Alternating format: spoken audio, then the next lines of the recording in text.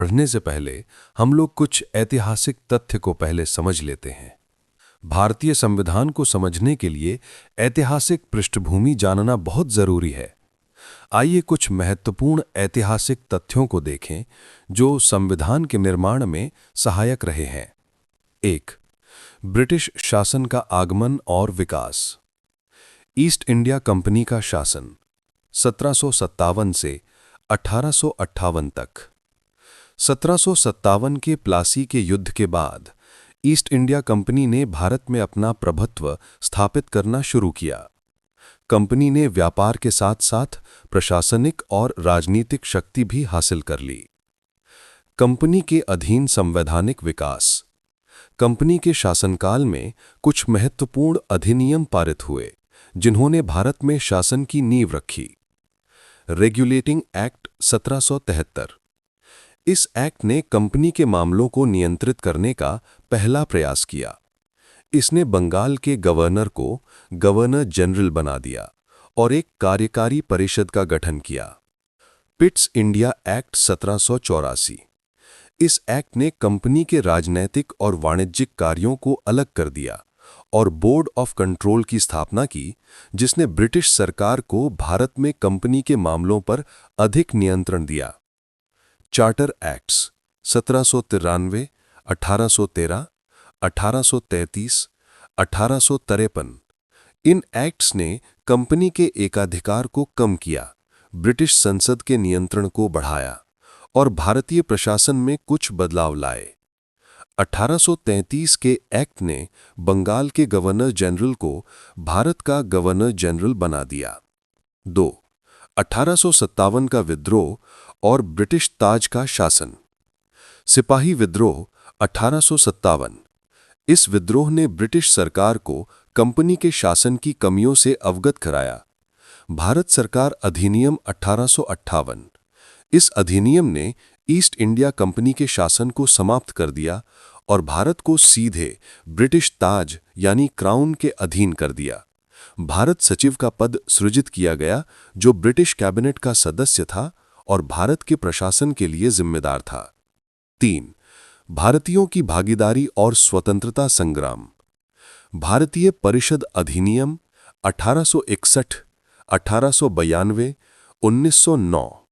इन अधिनियमों ने भारतीयों को विधान परिषदों में सीमित भागीदारी की अनुमति दी, लेकिन वास्तविक शक्ति ब्रिटिश सरकार के पास ही रही।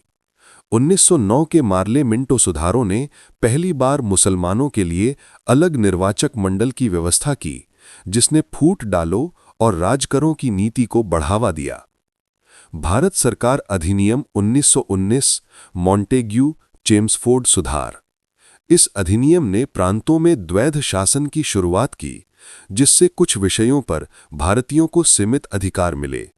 इसने केंद्रीय विधानमंडल को द्विसदनीय बनाया। असहयोग आंदोलन, सविनय अवज्ञा आंदोलन, भारत छोड़ो आंदोलन। इन आंदोलनों ने भारतीय स्वतंत्रता संग्राम को गति दी और ब्रिटिश सरकार पर दबाव बढ़ाया। 4. स्वतंत्रता की ओर। भारत सरकार अधिनियम 1935। ये भारतीय संविधान के लिए एक महत्वपूर्ण मील का पत्थर था। इसने अखिल भारतीय संघ की स्थापना का प्रावधान किया, हालांकि ये कभी पूरी तरह से लागू नहीं हुआ। प्रांतीय स्वायत्तता दी और केंद्र में द्वैध शासन की शुरुआत की। इस अधिनियम के कई प्रावधानों को स्वतंत्र भारत के संविधान में शामिल किया गया। क्रिप्स मिशन 1942, कैबिनेट मिशन योजना 1946। इन मिशनों का उद्देश्य भारत में संवैधानिक सुधार और सत्ता हस्तांतरण के लिए योजना तैयार करना था। कैबिनेट मिशन योजना ने संविधान सभा के गठन का मार्ग प्रशस्त किया। 5. संविधान सभा का गठन और संविधान का निर्माण। संविधान सभा का गठन दिसंबर 1946। कैबिनेट मिशन योजना के तहत संविधान सभा का गठन किया गया, जिसके सदस्यों को प्रांतीय विधानसभाओं द्वारा अप्रत्यक्ष रूप से चुना गया था। संविधान निर्माण की प्रक्रिया। संविधान सभा ने लगभग 3 साल तक काम किया, विभिन्न समितियों का गठन किया और दुनिया के कई देशों के संविधानों का अध्ययन किया। 26 नवंबर 1949 को संविधान को अपनाया गया। ये ऐतिहासिक तथ्य हमें ये समझने में मदद करते हैं कि हमारा संविधान केवल एक कानूनी दस्तावेज नहीं है, बल्कि ये सदियों के संघर्ष, अनुभवों और विभिन्न संवैधानिक सुधारों का परिणाम है। भारतीय संविधान की प्रस्तावना।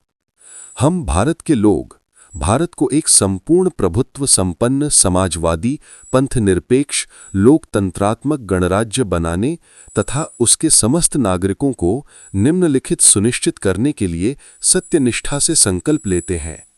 न्याय, सामाजिक, आर्थिक और राजनीतिक, विचार, अभिव्यक्ति, विश्वास, आस्था और पूजा की स्वतंत्रता, प्रतिष्ठा और अवसर की समानता और उन सभी के बीच समानता को बढ़ावा देना, व्यक्ति की गरिमा और राष्ट्र की एकता और अखंडता को सुनिश्चित करने वाली बंधुता। हम अपनी संविधान सभा में आज 26 नवंबर 1949 को इस संविधान को अंगीकृत, अधिनियमित और आत्मार्पित करते हैं। हमारे भारतीय संविधान की प्रस्तावना कुछ इस प्रकार है। भारत के लोग भारत को एक संपूर्ण प्रभुत्व संपन्न समाजवादी पंथनिरपेक्ष लोकतंत्रात्मक गणराज्य बनाने तथा उसके समस्त नागरिकों को निम्नलिखित सुनिश्चित करने के लिए सत्यनिष्ठा से संकल्प लेते हैं। न्याय, सामाजिक, आर्थिक और राजनैतिक, विचार, अभिव्यक्ति, विश्वास, आस्था और पूजा की स्वतंत्रता, प्रतिष्ठा और अवसर की समानता और उन सभी के बीच समानता को बढ़ावा देना, व्यक्ति की गरिमा और राष्ट्र की एकता और अखंडता को सुनिश्चित करने वाली बंधुता। हम अपनी संविधान सभा में आज 26 नवंबर 1949 को इस संविधान को अंगीकृत, अधिनियमित और आत्मार्पित करते हैं।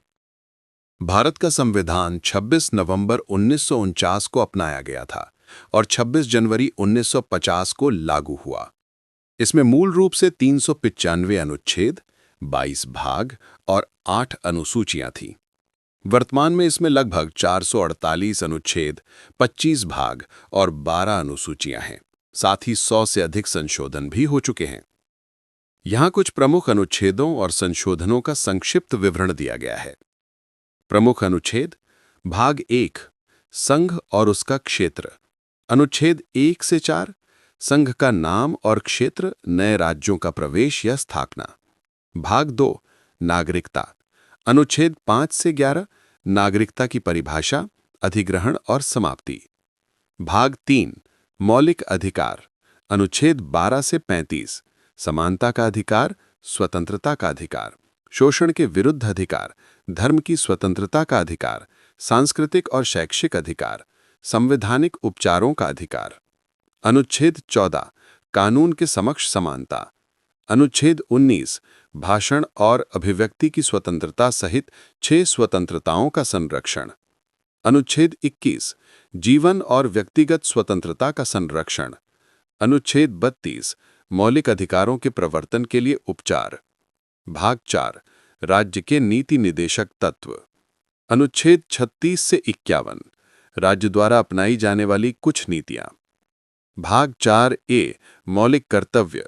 अनुच्छेद 51 ए, नागरिकों के मौलिक कर्तव्य, जो 42वें संशोधन 1976 द्वारा जोड़ा गया। भाग 5, संघ। अनुच्छेद 52 से 151, राष्ट्रपति, उपराष्ट्रपति, मंत्रिपरिषद, संसद, सर्वोच्च न्यायालय, भारत के नियंत्रक और महालेखा परीक्षक। भाग 6, राज्य।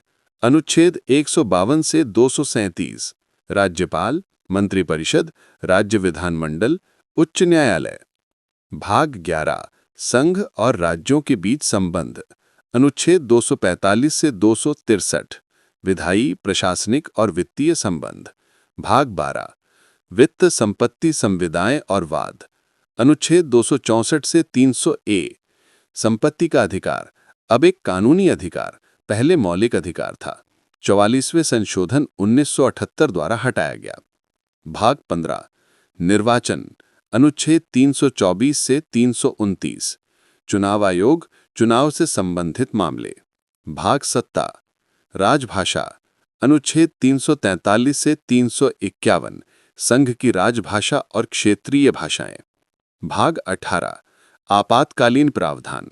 अनुच्छेद 352 से 360 राष्ट्रीय आपातकाल, राज्य आपातकाल, राष्ट्रपति शासन, वित्तीय आपातकाल। भाग 20 संविधान का संशोधन। अनुच्छेद 368 संविधान में संशोधन करने की संसद की शक्ति। कुछ महत्वपूर्ण संशोधन तिथिवार। पहला संशोधन 1951 भूमि सुधारों को वैध ठहराया, वाक और अभिव्यक्ति की स्वतंत्रता पर कुछ प्रतिबंध लगाए। सातवां संशोधन 1956 राज्यों का भाषाई आधार पर पुनर्गठन किया, उच्च न्यायालयों के क्षेत्राधिकार को बढ़ाया। 24वां संशोधन 1971 संसद को मौलिक अधिकारों सहित संविधान के किसी भी हिस्से को संशोधित करने की शर्त की पुष्टि की। 26वां संशोधन 1971 देशी रियासतों के शासकों के प्रीवी पर्स और विशेषाधिकारों को समाप्त किया। 42वां संशोधन 1976 मिनी संविधान। प्रस्तावना में समाजवादी, धर्मनिरपेक्ष और अखंडता शब्द जोड़े गए, मौलिक कर्तव्य जोड़े गए, राष्ट्रपति को मंत्रिपरिषद की सलाह मानने के लिए बाध्य किया गया, आपातकाल के प्रावधानों में बदलाव किए गए। 44वां संशोधन 1978 संपत्ति के अधिकार को मौलिक अधिकार से हटाकर एक कानूनी अधिकार बनाया, आपातकाल के प्रावधानों में कुछ बदलाव किए गए। 42वें संशोधन द्वारा किए गए कुछ बदलावों को उलट दिया गया। 52वां संशोधन 1985 दल बदल विरोधी कानून जोड़ा गया, 10वीं अनुसूची। 91वां संशोधन 2003 मंत्रिपरिषद का आकार लोकसभा की कुल सदस्य संख्या के 15% तक सीमित किया गया। 97वां संशोधन 2011 सहकारी समितियों को संवैधानिक दर्जा दिया और उनके कामकाज में सुधार किए। 101वां संशोधन 2016 वस्तु एवं सेवा कर लागू किया। 102वां संशोधन 2018 राष्ट्रीय पिछड़ा वर्ग आयोग NBCC को संवैधानिक दर्जा दिया गया। 103वां संशोधन 2019 आर्थिक रूप से कमजोर वर्गों के लिए सरकारी नौकरियों और शैक्षिक संस्थानों में 10% आरक्षण का प्रावधान किया गया। 104वां संशोधन 2020 लोकसभा और राज्य विधानसभाओं में अनुसूचित जाति और अनुसूचित जनजाति के लिए सीटों के आरक्षण को 10 साल के लिए बढ़ाया गया। एंग्लो इंडियन सीटों के आरक्षण को समाप्त किया गया। अब हम सभी अनुच्छेद और उसकी व्याख्या देखेंगे। चलिए शुरू करते हैं। भाग 1 संघ और उसका क्षेत्र। अनुच्छेद 1 संघ का नाम और उसका क्षेत्र। अनुच्छेद 2 नए राज्यों का प्रवेश या स्थापना।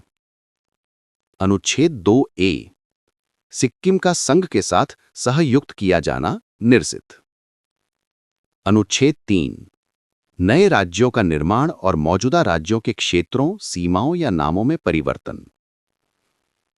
अनुच्छेद 4 अनुच्छेद 2 और 3 के तहत बनाए गए कानूनों को प्रथम और चौथी अनुसूची तथा पूरक, आनुषंगिक और परिणामी मामलों में संशोधन के लिए प्रदान करना। भाग 2 नागरिकता। अनुच्छेद 5 संविधान के प्रारंभ पर नागरिकता।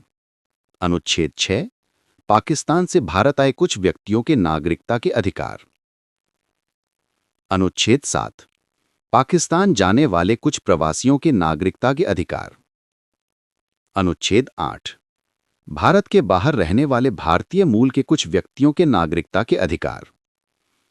अनुच्छेद 9 विदेशी राज्य की नागरिकता स्वेच्छा से प्राप्त करने वाले व्यक्ति का नागरिक न होना। अनुच्छेद 10 नागरिकता के अधिकारों की निरंतरता। अनुच्छेद 11 संसद द्वारा नागरिकता के अधिकार को कानून द्वारा विनियमित किया जाना। भाग 3 मौलिक अधिकार। अनुच्छेद 12 राज्य की परिभाषा। अनुच्छेद 13 मौलिक अधिकारों के साथ असंगत या उनका अल्पीकरण करने वाली विधियां। समता का अधिकार, राइट टू इक्वालिटी। अनुच्छेद 14 कानून के समक्ष समानता। अनुच्छेद 15 धर्म, मूलवंश, जाति, लिंग या जन्मस्थान के आधार पर भेदभाव का निषेध। अनुच्छेद 16 सार्वजनिक रोजगार के मामलों में अवसर की समानता। अनुच्छेद 17 अस्पृश्यता का उन्मूलन। अनुच्छेद 18 उपाधियों का उन्मूलन। स्वतंत्रता का अधिकार, राइट टू फ्रीडम। अनुच्छेद 19 भाषण और अभिव्यक्ति की स्वतंत्रता, शांतिपूर्ण ढंग से एकत्रित होने, संघ या यूनियन बनाने, भारत के पूरे क्षेत्र में स्वतंत्र रूप से घूमने, भारत के किसी भी हिस्से में निवास करने और कोई भी पेशा या व्यापार करने की स्वतंत्रता का संरक्षण।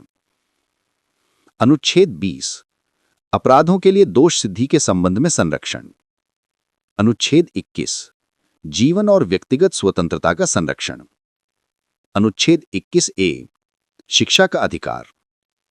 अनुच्छेद 22 कुछ मामलों में गिरफ्तारी और हिरासत से संरक्षण। शोषण के विरुद्ध अधिकार। अनुच्छेद 23 मानव दुर्व्यापार और बंधुआ मजदूरी का निषेध। अनुच्छेद 24 कारखानों आदि में बच्चों के रोजगार का निषेध।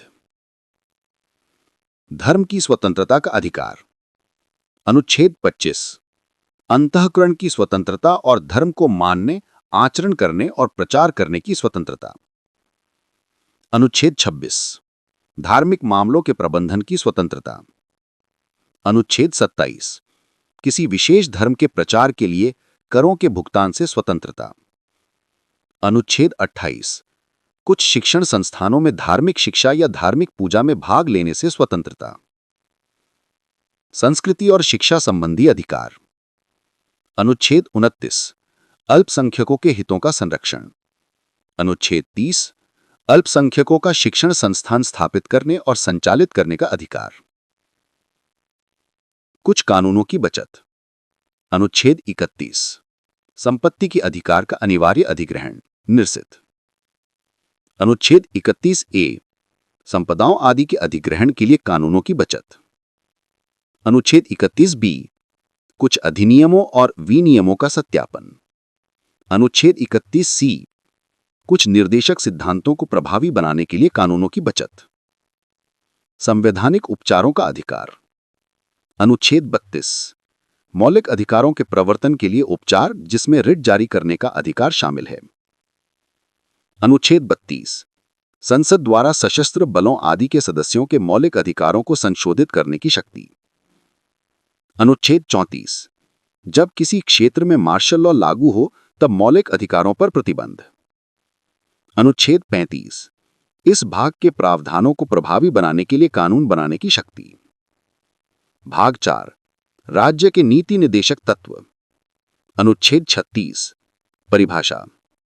अनुच्छेद 37 इस भाग में निहित सिद्धांतों का लागू होना।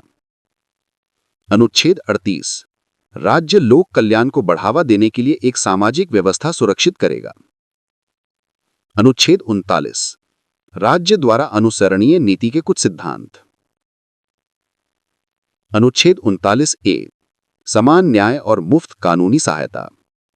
अनुच्छेद 40 ग्राम पंचायतों का संगठन। अनुच्छेद 41 कुछ मामलों में काम, शिक्षा और सार्वजनिक सहायता का अधिकार। अनुच्छेद 42 काम की न्यायोचित और मानवीय परिस्थितियां और मातृत्व राहत के लिए प्रावधान। अनुच्छेद 43 श्रमिकों के लिए निर्वाह मजदूरी आदि। अनुच्छेद 43A उद्योगों के प्रबंधन में श्रमिकों की भागीदारी। अनुच्छेद 43B सहकारी समितियों का प्रोत्साहन। अनुच्छेद 44 नागरिकों के लिए एक समान नागरिक संहिता। अनुच्छेद 45 6 वर्ष से कम आयु के बच्चों के लिए प्रारंभिक बचपन की देखभाल और शिक्षा का प्रावधान। अनुच्छेद 46 अनुसूचित जातियों, अनुसूचित जनजातियों और अन्य कमजोर वर्गों के शैक्षणिक और आर्थिक हितों का प्रवर्धन। अनुच्छेद 47 पोषण स्तर और जीवन स्तर को ऊपर उठाने और सार्वजनिक स्वास्थ्य में सुधार के लिए राज्य का कर्तव्य। अनुच्छेद 48 कृषि और पशुपालन का संगठन। अनुच्छेद 48A पर्यावरण का संरक्षण और सुधार तथा वनों और वन्य जीवों की सुरक्षा। अनुच्छेद 49 राष्ट्रीय महत्व के स्मारकों, स्थानों और वस्तुओं का संरक्षण। अनुच्छेद 50 कार्यपालिका से न्यायपालिका का पृथक्करण। अनुच्छेद 51 अंतर्राष्ट्रीय शांति और सुरक्षा का प्रवर्धन। भाग 4A मौलिक कर्तव्य। अनुच्छेद 51A मौलिक कर्तव्य। भाग 5 संघ। अध्याय 1 कार्यपालिका। अनुच्छेद 52 भारत का राष्ट्रपति। अनुच्छेद 53 संघ की कार्यकारी शक्ति। अनुच्छेद 54 राष्ट्रपति का निर्वाचन। अनुच्छेद 55 राष्ट्रपति के निर्वाचन की रीति। अनुच्छेद 56 राष्ट्रपति का कार्यकाल। अनुच्छेद 57 पुनर्निर्वाचन के लिए पात्रता। अनुच्छेद 58 राष्ट्रपति के रूप में निर्वाचन की योग्यताएं। अनुच्छेद 59 राष्ट्रपति के पद की शर्तें। अनुच्छेद 60 राष्ट्रपति द्वारा शपथ या प्रतिज्ञान। अनुच्छेद 61 राष्ट्रपति पर महाभियोग की प्रक्रिया। अनुच्छेद 62 राष्ट्रपति के पद में रिक्ति भरने के लिए निर्वाचन का समय और आकस्मिक रिक्ति को भरने के लिए निर्वाचित व्यक्ति का कार्यकाल। अनुच्छेद 63 भारत का उपराष्ट्रपति। अनुच्छेद 64 उपराष्ट्रपति का राज्यों की परिषद का पदेन अध्यक्ष होना। अनुच्छेद 65 उपराष्ट्रपति का राष्ट्रपति के रूप में कार्य करना या राष्ट्रपति के कार्यों का निर्वहन करना। अनुच्छेद 66 उपराष्ट्रपति का निर्वाचन। अनुच्छेद 67 उपराष्ट्रपति का कार्यकाल। अनुच्छेद 68 उपराष्ट्रपति के पद में रिक्ति भरने के लिए निर्वाचन का समय और आकस्मिक रिक्ति को भरने के लिए निर्वाचित व्यक्ति का कार्यकाल। अनुच्छेद 69 उपराष्ट्रपति द्वारा शपथ या प्रतिज्ञान। अनुच्छेद 70 अन्य आकस्मिकताओं में राष्ट्रपति के कार्यों का निर्वहन।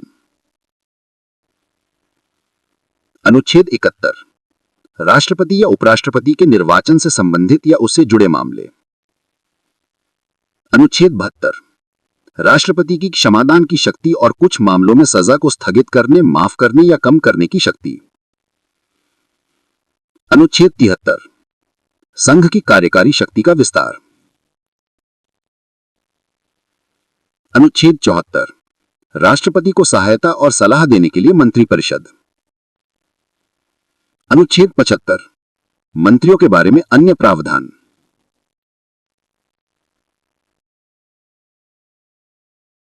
अनुच्छेद 76 भारत का महान्यायवादी। अनुच्छेद 77 भारत सरकार के कार्य का संचालन। अनुच्छेद 78 राष्ट्रपति को जानकारी प्रस्तुत करने आदि के संबंध में प्रधानमंत्री के कर्तव्य। अध्याय 2 संसद पार्लियामेंट। अनुच्छेद 79 संसद का संविधान। अनुच्छेद 80 राज्यों की परिषद की संरचना।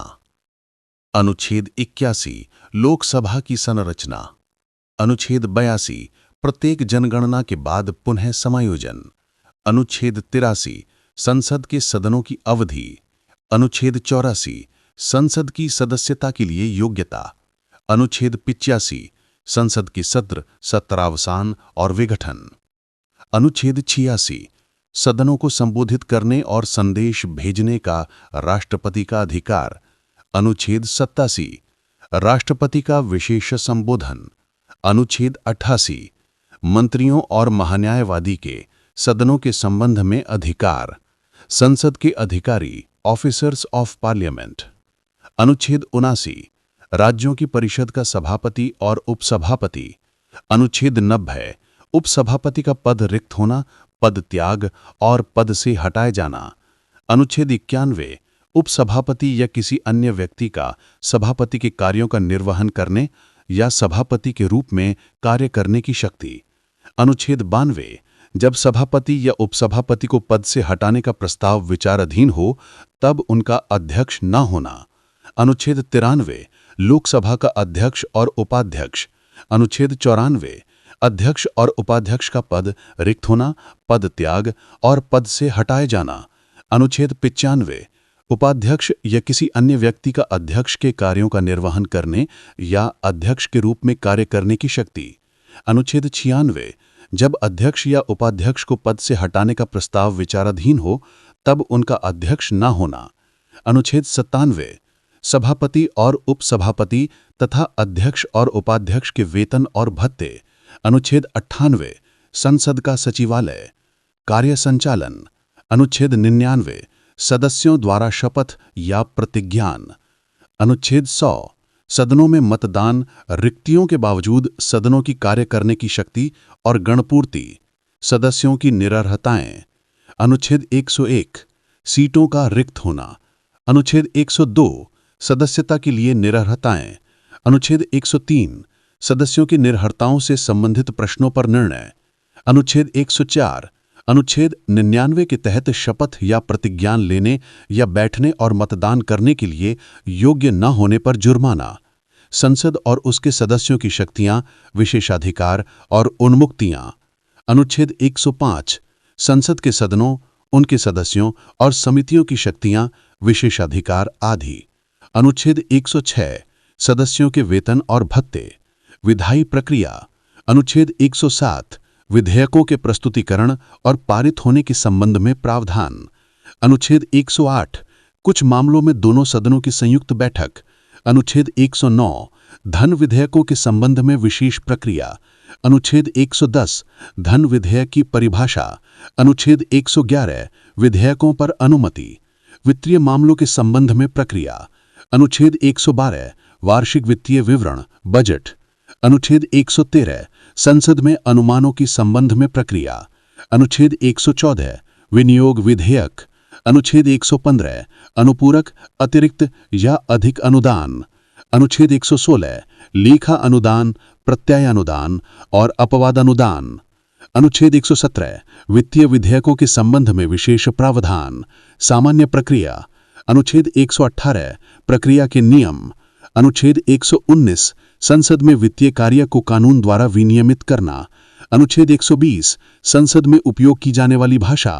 अनुच्छेद 121 संसद में चर्चा पर प्रतिबंध। अनुच्छेद 122 न्यायालयों द्वारा संसद की कार्यवाही की जांच न किया जाना। अध्याय 3 राष्ट्रपति की विधायी शक्तियां। अनुच्छेद 123 संसद के अवकाश के दौरान अध्यादेश जारी करने की राष्ट्रपति की शक्ति। अध्याय 4 संघ न्यायपालिका, द यूनियन जुडिशियरी। अनुच्छेद 124 भारत का सर्वोच्च न्यायालय। अनुच्छेद 125 न्यायाधीशों के वेतन आदि। अनुच्छेद 126 कार्यवाहक मुख्य न्यायाधीश की नियुक्ति। अनुच्छेद 127 तदर्थ न्यायाधीशों की नियुक्ति। अनुच्छेद 128 सर्वोच्च न्यायालय की बैठकों में सेवानिवृत्त न्यायाधीशों की उपस्थिति। अनुच्छेद 129 सर्वोच्च न्यायालय का अभिलेख न्यायालय होना। अनुच्छेद 130 सर्वोच्च न्यायालय का स्थान। अनुच्छेद 131 सर्वोच्च न्यायालय का मूल क्षेत्राधिकार। अनुच्छेद 131 ए केंद्रीय कानूनों की संवैधानिक वैधता से संबंधित प्रश्नों के संबंध में सर्वोच्च न्यायालय का अनन्य क्षेत्राधिकार निरसित। अनुच्छेद 132 कुछ मामलों में उच्च न्यायालयों से सर्वोच्च न्यायालय में अपील। अनुच्छेद 133 सिविल मामलों के संबंध में उच्च न्यायालयों से सर्वोच्च न्यायालय में अपील। अनुच्छेद 134 आपराधिक मामलों के संबंध में उच्च न्यायालयों से सर्वोच्च न्यायालय में अपील। अनुच्छेद 134 ए सर्वोच्च न्यायालय में अपील के लिए प्रमाण पत्र। अनुच्छेद 135 मौजूदा कानून के तहत संघीय न्यायालय के क्षेत्राधिकार और शक्तियों का सर्वोच्च न्यायालय द्वारा व्यायाम। अनुच्छेद 136 सर्वोच्च न्यायालय द्वारा अपील करने के लिए विशेष अनुमति। अनुच्छेद 137 सर्वोच्च न्यायालय द्वारा अपने निर्णयों या आदेशों की समीक्षा। अनुच्छेद 138 सर्वोच्च न्यायालय के क्षेत्राधिकार का विस्तार। अनुच्छेद 139 कुछ रिट जारी करने की संसद द्वारा सर्वोच्च न्यायालय को प्रदान करना। अनुच्छेद 139 ए कुछ मामलों का हस्तांतरण। अनुच्छेद 140 सर्वोच्च न्यायालय की सहायक शक्तियां। अनुच्छेद 141 सर्वोच्च न्यायालय द्वारा घोषित कानून का सभी न्यायालयों पर बाध्यकारी होना। अनुच्छेद 142 सर्वोच्च न्यायालय के आदेशों और फरमानों का प्रवर्तन और खोज आदि के संबंध में आदेश। अनुच्छेद 143 राष्ट्रपति की सर्वोच्च न्यायालय से परामर्श करने की शक्ति। अनुच्छेद 144 सिविल और न्यायिक अधिकारियों का सर्वोच्च न्यायालय की सहायता में कार्य करना। अनुच्छेद 144 ए केंद्रीय कानूनों की संवैधानिक वैधता से संबंधित प्रश्नों का निपटारा करने के लिए न्यूनतम संख्या में न्यायाधीश निरसित। अनुच्छेद 145 न्यायालय की नियम आदि। अनुच्छेद 146 सर्वोच्च न्यायालय के अधिकारी और सेवक तथा व्यय। अनुच्छेद 147 व्याख्या। अध्याय 5 भारत के नियंत्रक और महालेखा परीक्षक controller and auditor general of India. अनुच्छेद 148 भारत के नियंत्रक और महालेखा परीक्षक। अनुच्छेद 149 नियंत्रक और महालेखा परीक्षक के कर्तव्य और शक्तियां। अनुच्छेद 150 संघ और राज्यों के खातों का प्रारूप। अनुच्छेद 151 लेखा परीक्षा रिपोर्ट। भाग 6 राज्य द स्टेट्स। अध्याय 1 सामान्य। अनुच्छेद 152 परिभाषा। अध्याय 2 कार्यपालिका द एग्जीक्यूटिव। अनुच्छेद 153 राज्यों के राज्यपाल। अनुच्छेद 154 राज्य की कार्यकारी शक्ति। अनुच्छेद 155 राज्यपाल की नियुक्ति। अनुच्छेद 156 राज्यपाल का कार्यकाल। अनुच्छेद 157 राज्यपाल के रूप में नियुक्ति के लिए योग्यताएं। अनुच्छेद 158 राज्यपाल के पद की शर्तें। अनुच्छेद 159 राज्यपाल द्वारा शपथ या प्रतिज्ञान। अनुच्छेद 160 कुछ आकस्मिकताओं में राज्यपाल के कार्यों का निर्वहन। अनुच्छेद 161 राज्यपाल की क्षमादान आदि की शक्ति और कुछ मामलों में सजा को निलंबित माफ या कम करने की शक्ति।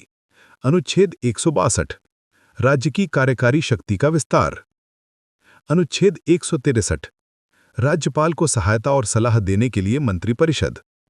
अनुच्छेद 164 मंत्रियों के बारे में अन्य प्रावधान। अनुच्छेद 165 राज्य का महाधिवक्ता। अनुच्छेद 166 राज्य सरकार के कार्य का संचालन। अनुच्छेद 167 राज्यपाल को जानकारी प्रस्तुत करने आदि के संबंध में मुख्यमंत्री के कर्तव्य। अध्याय 3 राज्य विधानमंडल द स्टेट लेजिस्लेचर। अनुच्छेद 168 राज्यों के विधानमंडलों का संविधान। अनुच्छेद 169 राज्यों में विधान परिषदों का उन्मूलन या सृजन। अनुच्छेद 170 विधानसभाओं की संरचना। अनुच्छेद 171 विधान परिषदों की संरचना। अनुच्छेद 172 राज्य विधानमंडलों की अवधि।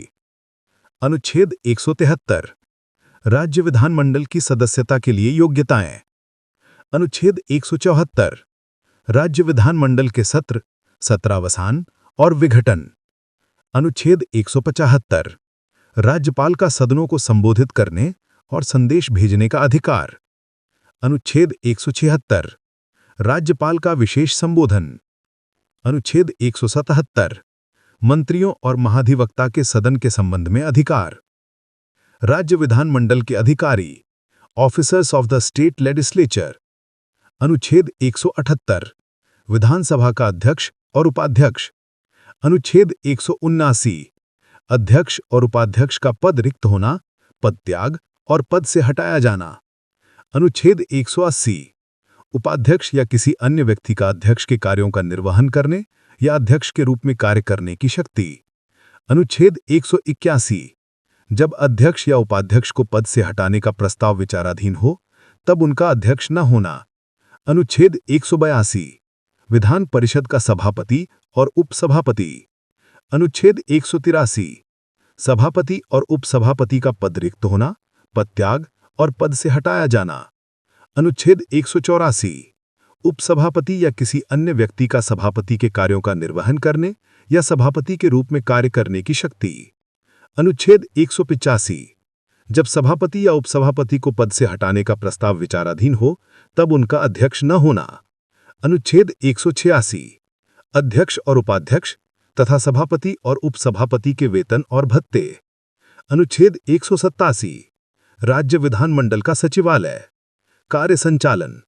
अनुच्छेद 188 सदस्यों द्वारा शपथ या प्रतिज्ञान। अनुच्छेद 189 सदनों में मतदान, रिक्तियों के बावजूद सदनों के कार्य करने की शक्ति और गणपूर्ति। सदस्यों की निर्हरताएं। अनुच्छेद 190 सीटों का रिक्त होना। अनुच्छेद 191 सदस्यता के लिए निर्हरताएं। अनुच्छेद 192 सदस्यों के निर्हरताओं से संबंधित प्रश्नों पर निर्णय। अनुच्छेद 193 अनुच्छेद 188 के तहत शपथ या प्रतिज्ञा लेने या बैठने और मतदान करने के लिए योग्य न होने पर जुर्माना। राज्य विधानमंडलों और उनके सदस्यों की शक्तियां, विशेषाधिकार और उन्मुक्तियां। अनुच्छेद 194 विधानमंडल के सदनों, उनके सदस्यों और समितियों की शक्तियां, विशेषाधिकार आदि। अनुच्छेद 195 सदस्यों के वेतन और भत्ते। विधेयक प्रक्रिया। अनुच्छेद 196 विधेयकों के प्रस्तुतिकरण और पारित होने के संबंध में प्रावधान।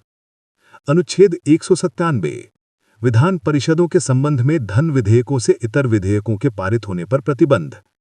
अनुच्छेद 198 धन विधेयक के संबंध में विशेष प्रक्रिया।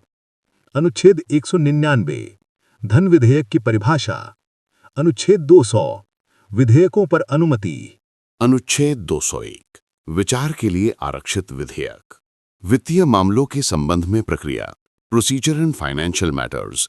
अनुच्छेद 202 वार्षिक वित्तीय विवरण, राज्य बजट।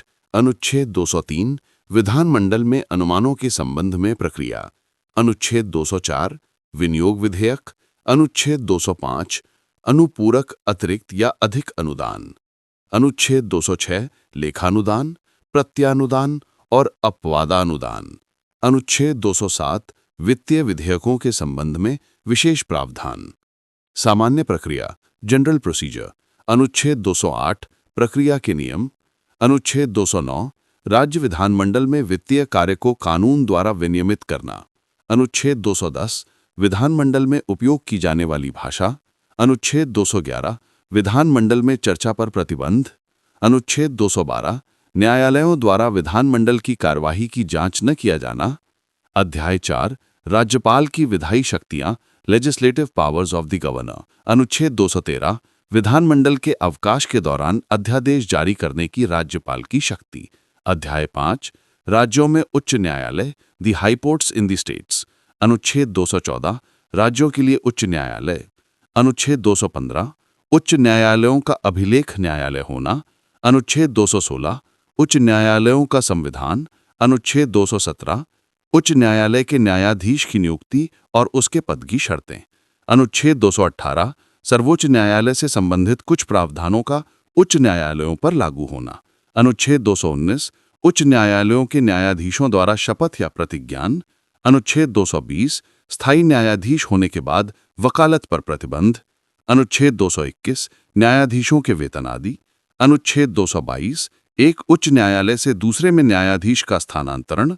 अनुच्छेद 223 कार्यवाहक मुख्य न्यायाधीश की नियुक्ति। अनुच्छेद 224 अतिरिक्त और कार्यवाहक न्यायाधीशों की नियुक्ति। अनुच्छेद 224 ए उच्च न्यायालयों की बैठकों में सेवानिवृत्त न्यायाधीशों की उपस्थिति। अनुच्छेद 225 विद्यमान उच्च न्यायालयों का क्षेत्राधिकार। अनुच्छेद 226 कुछ रिट जारी करने की उच्च न्यायालयों की शक्ति। अनुच्छेद 226 ए केंद्रीय कानूनों की संवैधानिक वैधता से संबंधित प्रश्नों के संबंध में उच्च न्यायालयों का क्षेत्राधिकार निरसित। अनुच्छेद 227 सभी न्यायालयों पर उच्च न्यायालय का अधीक्षण। अनुच्छेद 228 कुछ मामलों का उच्च न्यायालय को हस्तांतरण। अनुच्छेद 228 ए राज्य कानूनों की संवैधानिक वैधता से संबंधित प्रश्नों का निपटाना करने के लिए विशेष प्रावधान निरसित। अनुच्छेद 229 उच्च न्यायालयों के अधिकारी और सेवक तथा व्यय। अनुच्छेद 230 उच्च न्यायालयों के क्षेत्राधिकार का संघ राज्य क्षेत्रों तक विस्तार। अनुच्छेद 231 दो या दो से अधिक राज्यों के लिए एक ही उच्च न्यायालय की स्थापना। अध्याय 6 अधीनस्थ न्यायालय, सबऑर्डिनेट कोर्ट्स। अनुच्छेद 233 जिला न्यायाधीशों की नियुक्ति। अनुच्छेद 233 ए कुछ जिला न्यायाधीशों की नियुक्तियों और उनके द्वारा दिए गए निर्णयों आदि का सत्यापन। अनुच्छेद 234 न्यायिक सेवा में अन्य व्यक्तियों की नियुक्ति। अनुच्छेद 235 अधीनस्थ न्यायालयों पर नियंत्रण। अनुच्छेद 236 व्याख्या। अनुच्छेद 237 इस अध्याय के प्रावधानों को कुछ वर्गों या वर्गों के मजिस्ट्रेटों पर लागू करना। भाग 7 पहली अनुसूची के भाग ख में राज्य states in part B of the first schedule निरसित। अनुच्छेद 238 निरसित। भाग 8 संघ राज्य क्षेत्र द यूनियन टेरिटरीज। अनुच्छेद 239 संघ राज्य क्षेत्रों का प्रशासन। अनुच्छेद 239 ए कुछ संघ राज्य क्षेत्रों के लिए स्थानीय विधानमंडल या मंत्रिपरिषद या दोनों का सृजन। अनुच्छेद 239 ए दिल्ली के संबंध में विशेष प्रावधान। अनुच्छेद 239 ए बी संवैधानिक मशीनरी के विफल होने पर प्रावधान। अनुच्छेद 239 बी प्रशासक की अध्यादेश जारी करने की शक्ति। अनुच्छेद 240 कुछ संघ राज्य क्षेत्रों के लिए विनियम बनाने की राष्ट्रपति की शक्ति। अनुच्छेद 241 संघ राज्य क्षेत्रों के लिए उच्च न्यायालय। अनुच्छेद 242 निरसित। भाग 9 पंचायतें दी पंचायत्स। अनुच्छेद 243 परिभाषाएं। अनुच्छेद 243 ए ग्राम सभा। अनुच्छेद 243 बी पंचायतों का संविधान। अनुच्छेद 243 सी पंचायतों की संरचना। अनुच्छेद 243 डी सीटों का आरक्षण। अनुच्छेद 243 ई पंचायतों का कार्यकाल आदि। अनुच्छेद 243 एफ सदस्यता के लिए निर्भरताएं। अनुच्छेद 243 जी पंचायतों की शक्तियां, प्राधिकार और उत्तरदायित्व। अनुच्छेद 243 एच पंचायतों द्वारा टैक्स लगाने की शक्ति और उनके निधि। अनुच्छेद 243 आई वित्तीय स्थिति की समीक्षा के लिए वित्त आयोग का गठन। अनुच्छेद 243 जे पंचायतों के खातों का लेखा परीक्षा। अनुच्छेद 243 के पंचायतों के निर्वाचन के संबंध में। अनुच्छेद 243 एल संघ राज्य क्षेत्रों पर लागू होना। अनुच्छेद 243 एम कुछ क्षेत्रों पर इस भाग का न लागू होना। अनुच्छेद 243 एन विद्यमान कानूनों और पंचायतों की निरंतरता। अनुच्छेद 243 ओ निर्वाचन मामलों में न्यायालयों के हस्तक्षेप पर रोक। भाग 9 ए नगर पालिकाएं द म्युनिसिपैलिटीज। अनुच्छेद 243 पी परिभाषाएं। अनुच्छेद 243 क्यू नगर पालिकाओं का संविधान। अनुच्छेद 243 आर नगर पालिकाओं की संरचना। अनुच्छेद 243 एस वार्ड समितियों आदि का संविधान और संरचना। अनुच्छेद 243 टी सीटों का आरक्षण। अनुच्छेद 243 यू नगर पालिकाओं का कार्यकाल आदि। अनुच्छेद 243 वी सदस्यता के लिए निर्भरताएं। अनुच्छेद 243 डब्ल्यू नगर पालिकाओं की शक्तियां, प्राधिकार और उत्तरदायित्व। अनुच्छेद 243 एक्स नगर पालिकाओं द्वारा टैक्स लगाने की शक्ति और उनके निधि। अनुच्छेद 243 वाई वित्त आयोग। अनुच्छेद 243 जेड नगर पालिकाओं के खातों का लेखा परीक्षा। अनुच्छेद 243 जेड ए नगर पालिकाओं के निर्वाचन के संबंध में। अनुच्छेद 243 जेड बी संघ राज्य क्षेत्रों पर लागू होना।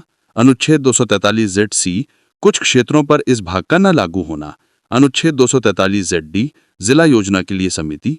अनुच्छेद 243 जेड ई महानगर योजना के लिए समिति। अनुच्छेद 243 जेड एफ विद्यमान कानूनों और नगर पालिकाओं की निरंतरता। अनुच्छेद 243 जेड जी निर्वाचन मामलों में न्यायालयों के हस्तक्षेप पर रोक। भाग 9 ब सहकारी समितियां द कोऑपरेटिव सोसाइटीज। अनुच्छेद 243 जेड एच परिभाषाएं। अनुच्छेद 243 जेड आई सहकारी समितियों का संविधान। अनुच्छेद 243 जेड जे बोर्ड के सदस्यों की संख्या और कार्यकाल और उनके कार्यालय के पदाधिकारी। अनुच्छेद 243 जेड के बोर्ड के सदस्यों का निर्वाचन। अनुच्छेद 243 जेड एल बोर्ड का अधिनियंत्रण और निलंबन। अनुच्छेद 243 जेड एम सहकारी समितियों के खातों का लेखा परीक्षा। अनुच्छेद 243 जेड एन आम सभा की बैठकों का आयोजन। अनुच्छेद 243 जेड ओ सूचना का अधिकार। अनुच्छेद 243 जेड पी रिटर्न दाखिल करना। अनुच्छेद 243 जेड क्यू अपराध और दंड। अनुच्छेद 243 जेड आर बहुराज्य सहकारी समितियों पर लागू होना। अनुच्छेद 243 जेड एस संघ राज्य क्षेत्रों पर लागू होना। अनुच्छेद 243 जेड टी विद्यमान कानूनों की निरंतरता। भाग 10 अनुसूचित और जनजातीय क्षेत्र दी शेड्यूल्ड एंड ट्राइबल एरियाज। अनुच्छेद 244 अनुसूचित क्षेत्रों और जनजातीय क्षेत्रों का प्रशासन।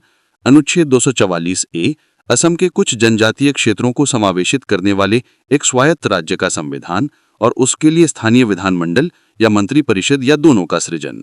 भाग 11 संघ और राज्यों के बीच संबंध relations between the union and the states. अध्याय 1 विधायी संबंध लेजिस्लेटिव रिलेशंस। अनुच्छेद 245 संसद और राज्यों के विधानमंडलों द्वारा बनाए गए कानूनों का विस्तार। अनुच्छेद 246 संसद और राज्यों के विधानमंडलों द्वारा बनाए गए कानूनों का विषय। अनुच्छेद 246 ए माल और सेवा कर के संबंध में विशेष प्रावधान। अनुच्छेद 247 कुछ अतिरिक्त न्यायालयों की स्थापना के लिए संसद की शक्ति। अनुच्छेद 248 अवशिष्ट विधायी शक्तियां। अनुच्छेद 249 राष्ट्रीय नीति में राज्य सूची में किसी विषय के संबंध में कानून बनाने की संसद की शक्ति। अनुच्छेद 250 आपातकाल की उद्घोषणा के दौरान राज्य सूची में किसी विषय के संबंध में कानून बनाने की संसद की शक्ति। अनुच्छेद 251 अनुच्छेद 249 और 250 के तहत संसद द्वारा बनाए गए कानूनों और राज्यों के विधानमंडलों द्वारा बनाए गए कानूनों के बीच असंगति। अनुच्छेद 252 दो या दो से अधिक राज्यों के लिए उनकी सहमति से कानून बनाने की संसद की शक्ति और ऐसे कानून को किसी अन्य राज्य द्वारा अपनाया जाना। अनुच्छेद 253 अंतर्राष्ट्रीय समझौतों को प्रभावी बनाने के लिए कानून। अनुच्छेद 254 संसद द्वारा बनाए गए कानूनों और राज्यों के विधानमंडलों द्वारा बनाए गए कानूनों के बीच असंगति। अनुच्छेद 255 सिफारिशों और पूर्व अनुमति की आवश्यकता को केवल प्रक्रिया के मामले के रूप में माना जाना। अध्याय 2 प्रशासनिक संबंध एडमिनिस्ट्रेटिव रिलेशंस। अनुच्छेद 256 राज्यों और संघ का दायित्व। अनुच्छेद 257 कुछ मामलों में राज्यों पर संघ का नियंत्रण। अनुच्छेद 257 ए राज्यों को सशस्त्र बलों या अन्य संघ बलों को तैनात करने के लिए केंद्र की शक्ति निरसित। अनुच्छेद 258 कुछ मामलों में राज्यों को शक्ति प्रदान करने आदि की संघ की शक्ति। अनुच्छेद 258 ए संघ को कार्य सौंपने की राज्यों की शक्ति। अनुच्छेद 259 निरसित। अनुच्छेद 260 भारत के बाहर के क्षेत्रों के संबंध में संघ का क्षेत्राधिकार। अनुच्छेद 261 सार्वजनिक अधिनियम अभिलेख और न्याय कार्यवाही। अनुच्छेद 262 अंतर्राज्यीय नदियों या नदी घाटियों के जल से संबंधित विवादों का अधिनिर्णय। अनुच्छेद 263 अंतर्राज्यीय परिषद के संबंध में प्रावधान। भाग 12 वित्त, संपत्ति, संविदाएं और वाद, finance, property, contracts and suits. अध्याय 1 वित्त, फाइनेंस। अनुच्छेद 264 व्याख्या। अनुच्छेद 265 कानून के प्राधिकार के बिना कोई कर नहीं लगाया जाएगा। अनुच्छेद 266 भारत और राज्यों की संचित निधियां और सार्वजनिक खाते। अनुच्छेद 267 आकस्मिकता निधि। संसद विधि द्वारा एक आकस्मिकता निधि की स्थापना कर सकेगी जिसका नाम भारत की आकस्मिकता निधि होगा और जो ऐसी राशियों से समय समय पर भरी जाएगी जो ऐसी विधि द्वारा नियत की जाएं।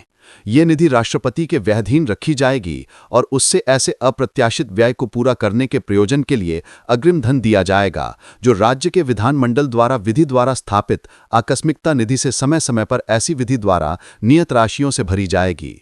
अनुच्छेद 268 संघ द्वारा उद्गृहित किए जाने वाले किंतु राज्यों द्वारा संग्रहित और विनियोजित किए जाने वाले शुल्क।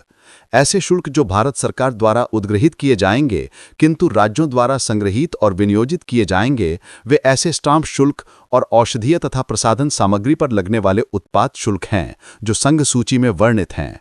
अनुच्छेद 269 संघ द्वारा उद्गृहित और संग्रहित किंतु राज्यों को सौंपे जाने वाले कर। कुछ कर ऐसे होते हैं जो केंद्र सरकार द्वारा लगाए और वसूले जाते हैं लेकिन उनसे प्राप्त पूरा पैसा राज्यों को दे दिया जाता है।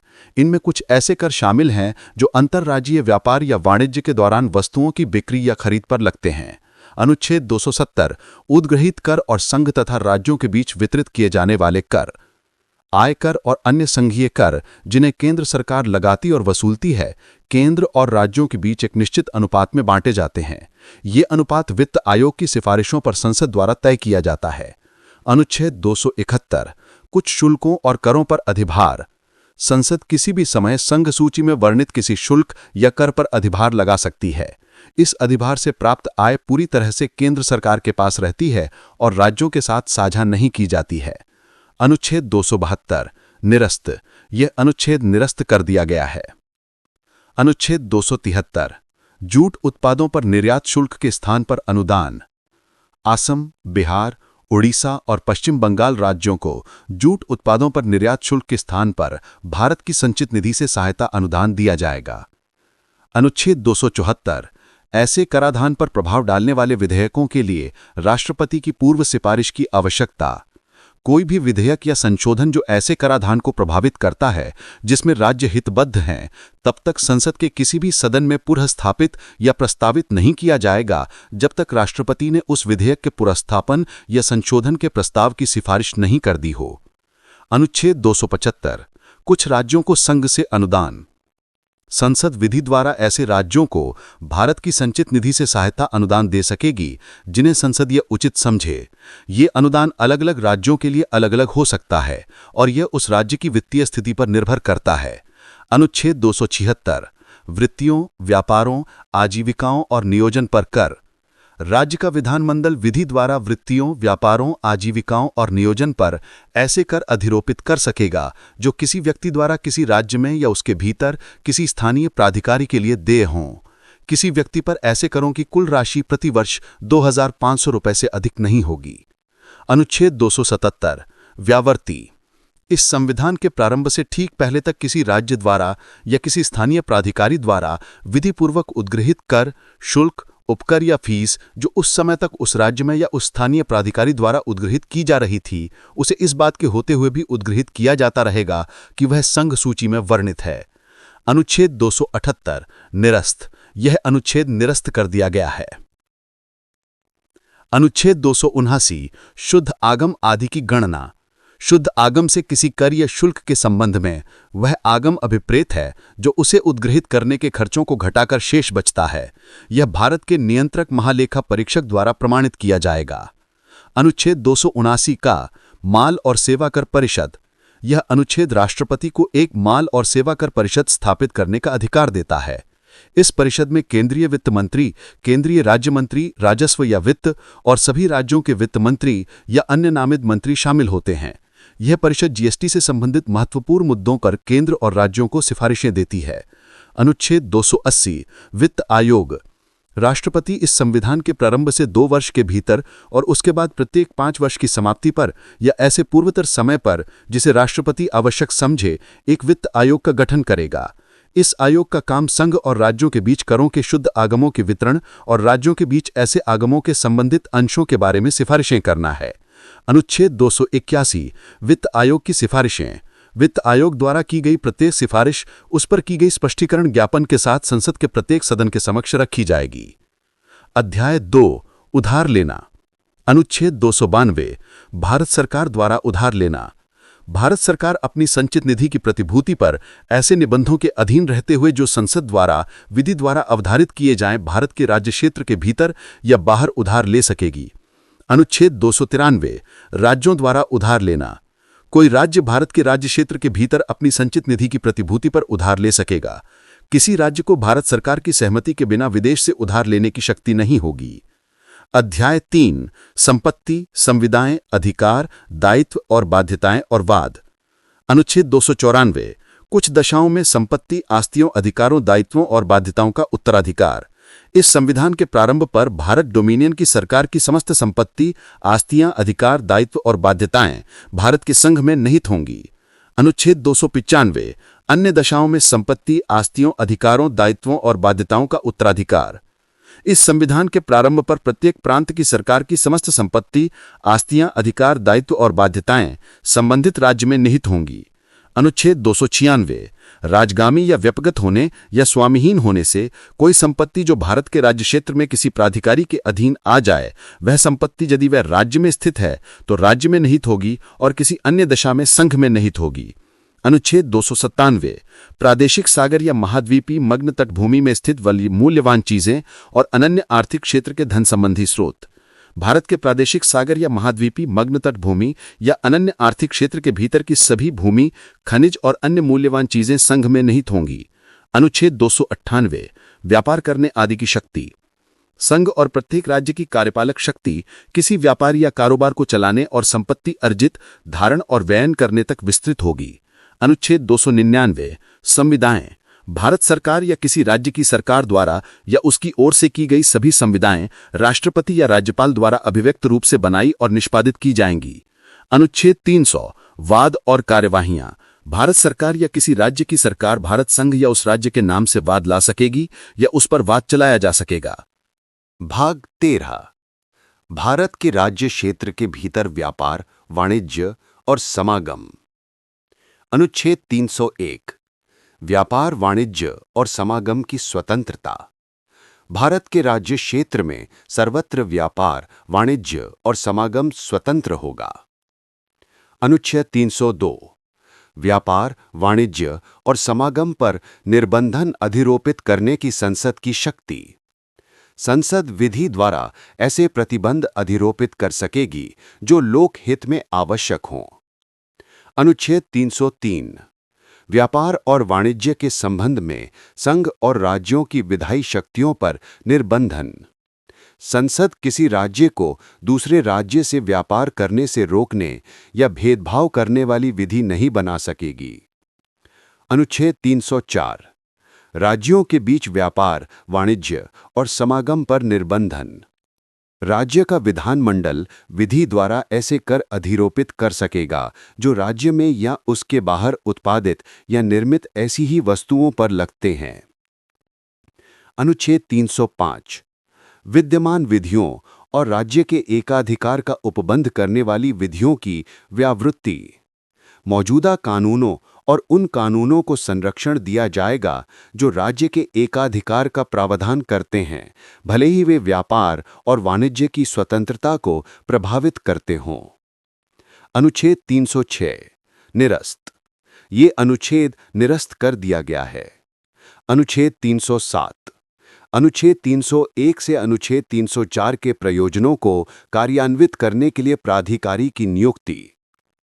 संसद विधि द्वारा ऐसे प्राधिकारी की नियुक्ति कर सकेगी जो अनुच्छेद 301 से अनुच्छेद 304 के प्रयोजनों को कार्यान्वित करने के लिए आवश्यक हों। भाग 14 संघ और राज्यों के अधीन सेवाएं। अध्याय 1 सेवाएं। अनुच्छेद 308 निर्वचन। इस भाग में जब तक संदर्भ से अन्यथा अपेक्षित ना हो, राज्य पद के अंतर्गत जम्मू कश्मीर राज्य नहीं है। अनुच्छेद 309 संघ या किसी राज्य की सेवा करने वाले व्यक्तियों की भर्ती और सेवा की शर्तें। संघ और राज्य के विधानमंडल यथास्थिति संघ या किसी राज्य के कार्यकलापों से संबंधित सेवाओं और पदों पर भर्ती का विनियमन कर सकेंगे। अनुच्छेद 310 संघ या किसी राज्य की सेवा करने वाले व्यक्तियों की पदावधि। प्रत्येक व्यक्ति जो रक्षा सेवाओं का सदस्य है या संघ की सिविल सेवा का सदस्य है या अखिल भारतीय सेवा का सदस्य है या संघ के अधीन कोई पद धारण करता है, वो राष्ट्रपति के प्रसाद पर्यंत पद धारण करेगा।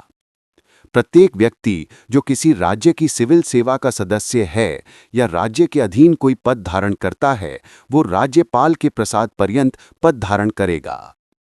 अनुच्छेद 311 संघ या किसी राज्य के अधीन सिविल हैसियत में नियोजित व्यक्तियों का पदच्युत किया जाना, पद से हटाया जाना या पंक्ति में अवनत किया जाना। किसी सिविल सेवक को उसके पद से तब तक नहीं हटाया जाएगा या उसकी पंक्ति में अवनत नहीं किया जाएगा जब तक उसे उसके विरुद्ध आरोपों के संबंध में कारण बताने का अवसर नहीं दिया गया हो।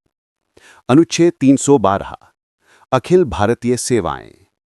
संसद यदि राज्यसभा ने उपस्थित और मत देने वाले सदस्यों के कम से कम 2/3 बहुमत से ये घोषणा की है कि ऐसा करना राष्ट्रीय हित में आवश्यक या समीचीन है, विधि द्वारा संघ और राज्यों के लिए एक या एक से अधिक अखिल भारतीय सेवाओं का सृजन करने के लिए उपबंध कर सकेगी। वर्तमान में भारतीय प्रशासनिक सेवा IAS, भारतीय पुलिस सेवा IPS और भारतीय वन सेवा IFS अखिल भारतीय सेवाएं हैं। अनुच्छेद 312 क कुछ सेवाओं के अधिकारियों की सेवा की शर्तों में परिवर्तन करने या उन्हें प्रतिसंहित करने की संसद की शक्ति। संसद विधि द्वारा कुछ सेवाओं के अधिकारियों की सेवा की शर्तों को बदलने या उन्हें निरस्त करने का प्रावधान कर सकेगी। अनुच्छेद 313 संक्रमणकालीन उपबंध। इस संविधान के प्रारंभ से ठीक पहले प्रवृत्त सभी विधियां, जहां तक वे इस संविधान के उपबंधों के अनुरूप हैं, तब तक प्रवृत्त बनी रहेंगी जब तक कि वे किसी सक्षम विधानमंडल द्वारा संशोधित या निरस्त नहीं कर दी जाती हैं। अनुच्छेद 314 निरस्त। ये अनुच्छेद निरस्त कर दिया गया है। अध्याय 2 लोक सेवा आयोग। अनुच्छेद 315 संघ और राज्यों के लिए लोक सेवा आयोग। संघ के लिए एक लोक सेवा आयोग होगा और प्रत्येक राज्य के लिए भी एक लोक सेवा आयोग होगा। 2 या 2 से अधिक राज्यों के लिए एक संयुक्त लोक सेवा आयोग भी हो सकता है। अनुच्छेद 316 सदस्यों की नियुक्ति और पदावधि। संघ लोक सेवा आयोग के अध्यक्ष और अन्य सदस्य राष्ट्रपति द्वारा नियुक्त किए जाएंगे। राज्य लोक सेवा आयोग के अध्यक्ष और अन्य सदस्य राज्यपाल द्वारा नियुक्त किए जाएंगे। वे 6 वर्ष की अवधि के लिए या संघ लोक सेवा आयोग के मामले में 65 वर्ष की आयु प्राप्त करने तक और राज्य लोक सेवा आयोग के मामले में 62 वर्ष की आयु प्राप्त करने तक पद धारण करेंगे। अनुच्छेद 317 लोक सेवा आयोग के किसी सदस्य का हटाया जाना और निलंबित किया जाना। लोक सेवा आयोग के अध्यक्ष या किसी अन्य सदस्य को केवल राष्ट्रपति के आदेश से कदाचार के आधार पर पद से हटाया जा सकता है, बशर्ते उच्चतम न्यायालय ने जांच के बाद हटाने की सिफारिश की हो। अनुच्छेद 318 आयोग के सदस्यों और कर्मचारी वृंद की सेवा की शर्तों के संबंध में विनियमन बनाने की शक्ति। राष्ट्रपति संघ आयोग या संयुक्त आयोग के सदस्यों की संख्या और उनकी सेवा की शर्तों के संबंध में नियम बना सकेगा। अनुच्छेद 319 आयोग के सदस्यों द्वारा ऐसे सदस्य ना रहने पर पद धारण करने के संबंध में प्रतिषेध। लोक सेवा आयोग का कोई सदस्य अपना पद छोड़ देने के बाद भारत सरकार या किसी राज्य सरकार के अधीन कोई और पद धारण करने के लिए अपात्र होगा, सिवाय कुछ विशेष मामलों के। अनुच्छेद 320 लोक सेवा आयोगों के कृत्य। लोक सेवा आयोग का कर्तव्य संघ या राज्य की सेवाओं में नियुक्तियों के लिए परीक्षाएं आयोजित करना है। वे भर्ती के सिद्धांतों और पदोन्नति और स्थानांतरण के मामलों पर सरकार को सलाह देते हैं। अनुच्छेद 321 लोक सेवा आयोगों के कृत्यों का विस्तार करने की शक्ति। संसद या किसी राज्य का विधानमंडल विधि द्वारा संघ या राज्य लोक सेवा आयोग के कृत्यों का विस्तार कर सकेगा। अनुच्छेद 322 लोक सेवा आयोगों के व्यय। लोक सेवा आयोगों के व्यय यथास्थिति भारत की संचित निधि या राज्य की संचित निधि पर भारित होंगे। अनुच्छेद 323 लोक सेवा आयोगों के प्रतिवेदन। संघ आयोग का कर्तव्य होगा कि वे वर्ष प्रतिवर्ष राष्ट्रपति को आयोग द्वारा किए गए कार्य का प्रतिवेदन प्रस्तुत करें और राज्य आयोग का कर्तव्य होगा कि वे राज्यपाल को प्रतिवेदन प्रस्तुत करें। भाग 14(1) अधिकरण।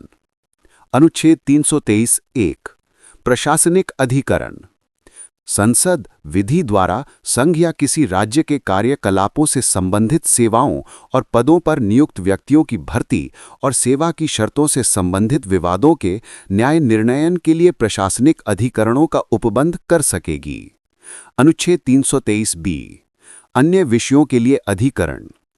संसद या किसी राज्य का विधानमंडल विधि द्वारा कुछ विशेष मामलों जैसे कराधान, विदेशी मुद्रा, आयात और निर्यात, भूमि सुधार इत्यादि से संबंधित विवादों के न्याय निर्णयन के लिए अधिकरणों की स्थापना कर सकेगी।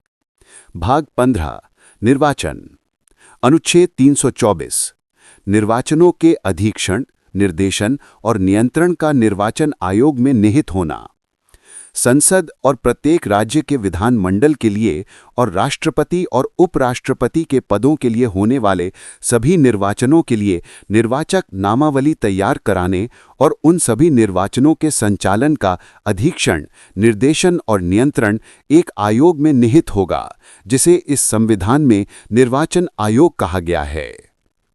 अनुच्छेद 325 धर्म, मूल वंश, जाति या लिंग के आधार पर किसी व्यक्ति का निर्वाचक नामावली में सम्मिलित किए जाने के लिए अपात्र ना होना या उसके द्वारा किसी विशेष निर्वाचक नामावली में सम्मिलित किए जाने का दावा ना किया जाना।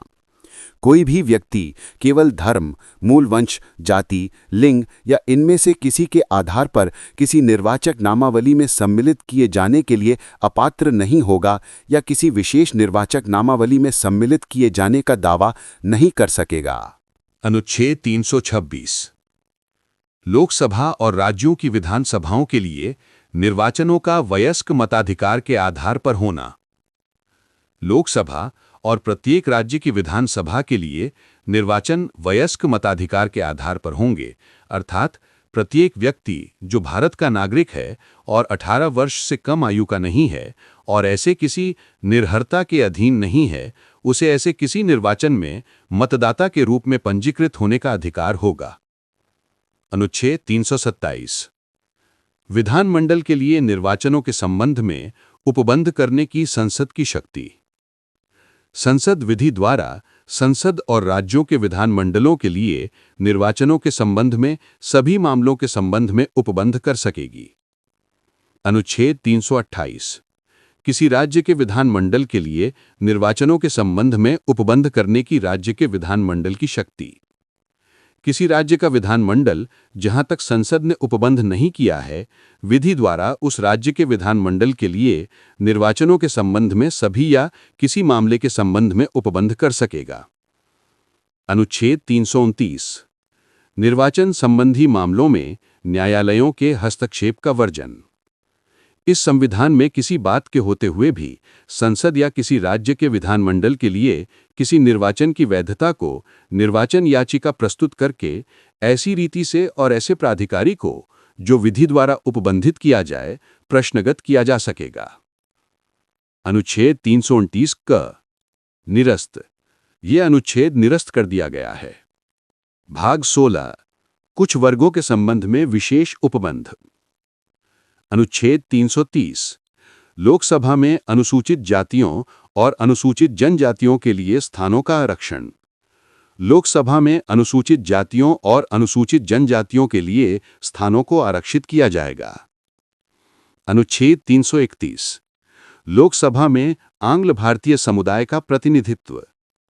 ये अनुच्छेद 104वें संविधान संशोधन अधिनियम 2019 द्वारा निरस्त कर दिया गया है।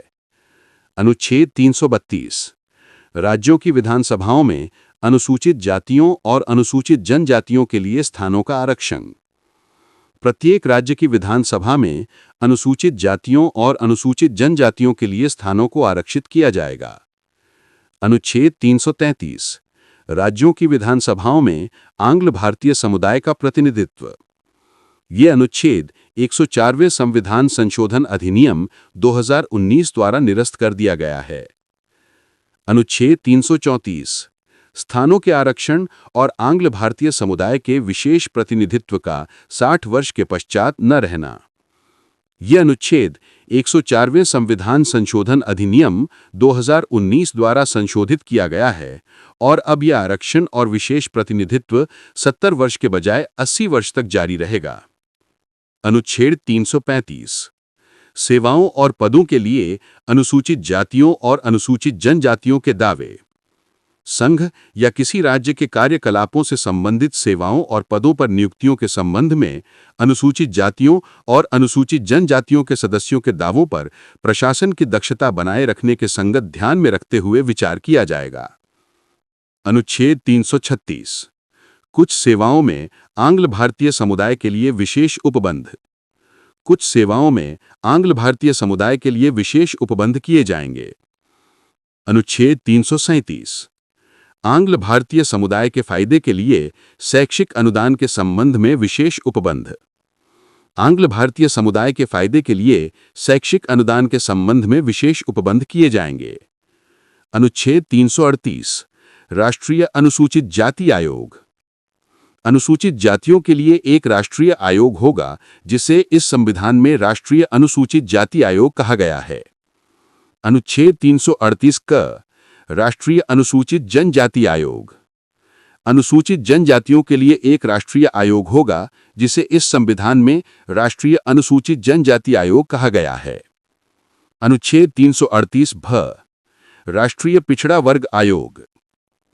सामाजिक और शैक्षिक रूप से पिछड़े वर्गों के लिए एक राष्ट्रीय आयोग होगा जिसे इस संविधान में राष्ट्रीय पिछड़ा वर्ग आयोग कहा गया है। अनुच्छेद 339 अनुसूचित क्षेत्रों के प्रशासन और अनुसूचित जनजातियों के कल्याण के बारे में संघ का नियंत्रण। राष्ट्रपति किसी भी समय आदेश द्वारा अनुसूचित क्षेत्रों के प्रशासन और अनुसूचित जनजातियों के कल्याण के संबंध में संघ का नियंत्रण स्थापित कर सकेगा। अनुच्छेद 340 पिछड़े वर्गों की दशाओं के अन्वेषण के लिए आयोग की नियुक्ति। राष्ट्रपति सामाजिक और शैक्षिक रूप से पिछड़े वर्गों की दशाओं के अन्वेषण के लिए एक आयोग नियुक्त कर सकेगा और उनकी कठिनाइयों को दूर करने के लिए सिफारिशें कर सकेगा। अनुच्छेद 341 अनुसूचित जातियां। राष्ट्रपति किसी राज्य या संघ राज्य क्षेत्र के संबंध में और जहां वो राज्य है वहां उसके राज्यपाल से परामर्श करने के पश्चात लोक अधिसूचना द्वारा उन जातियों, मूल वंशों अथवा जनजातियों अथवा ऐसे जातियों, मूल वंशों अथवा जनजातियों के भागों या उनमें के समूहों को विनिर्दिष्ट कर सकेगा जो इस संविधान के प्रयोजनों के लिए उस राज्य या संघ राज्य क्षेत्र के संबंध में अनुसूचित जातियों समझी जाएंगी। अनुच्छेद 342 अनुसूचित जनजातियां। राष्ट्रपति किसी राज्य या संघ राज्य क्षेत्र के संबंध में और जहां वो राज्य है वहां उसके राज्यपाल से परामर्श करने के पश्चात लोक अधिसूचना द्वारा उन जनजातियों या जनजातीय समुदायों अथवा ऐसी जनजातियों या जनजातीय समुदायों के भागों या उनमें के समूहों को विनिर्दिष्ट कर सकेगा जो इस संविधान के प्रयोजनों के लिए उस राज्य या संघ राज्य क्षेत्र के संबंध में अनुसूचित जनजातियां समझी जाएंगी। भाग 17 राजभाषा। अध्याय 1 संघ की राजभाषा। अनुच्छेद 343 संघ की राजभाषा। संघ की राजभाषा हिंदी होगी और लिपि देवनागरी होगी। अंकों का रूप भारतीय अंकों का अंतर्राष्ट्रीय रूप होगा। संविधान के प्रारंभ से 15 वर्ष की अवधि के लिए अंग्रेजी भाषा का प्रयोग सभी सरकारी प्रयोजनों के लिए जारी रहेगा। अनुच्छेद 344 राजभाषा के संबंध में आयोग और संसद की समिति।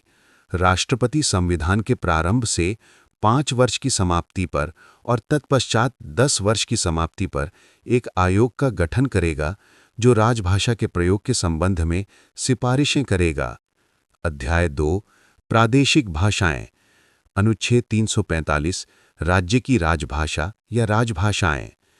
किसी राज्य का विधानमंडल विधि द्वारा राज्य में प्रयुक्त होने वाली किसी एक या अधिक भाषाओं को या हिंदी को उस राज्य के सभी या किसी सरकारी प्रयोजनों के लिए राजभाषा के रूप में अंगीकार कर सकेगा। अनुच्छेद 346 एक राज्य और दूसरे राज्य के बीच या किसी राज्य और संघ के बीच पत्रादि की राजभाषा। संघ द्वारा अपने शासकीय प्रयोजनों के लिए प्रयुक्त होने के लिए प्राधिकृत भाषा एक राज्य और दूसरे राज्य के बीच तथा किसी राज्य और संघ के बीच पत्रादि की राजभाषा होगी। अनुच्छेद 347 किसी राज्य की जनसंख्या के किसी महत्वपूर्ण भाग द्वारा बोली जाने वाली भाषा के संबंध में विशेष उपबंध।